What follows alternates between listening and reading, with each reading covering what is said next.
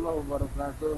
Balik lagi pemberitahuan acara berita wacana hari ini di Jalan Haryono, tepatnya di Pulau Kapal Tol Timur, Bekasi.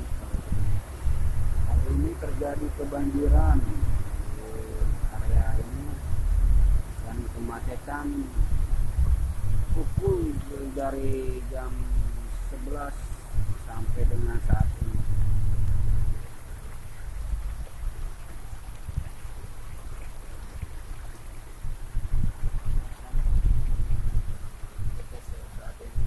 Melaporkan.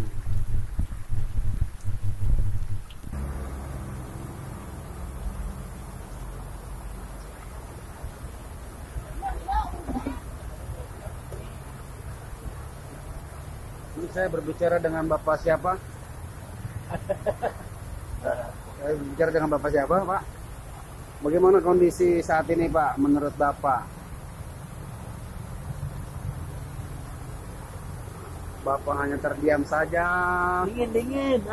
Hanya berbicara dengan dingin.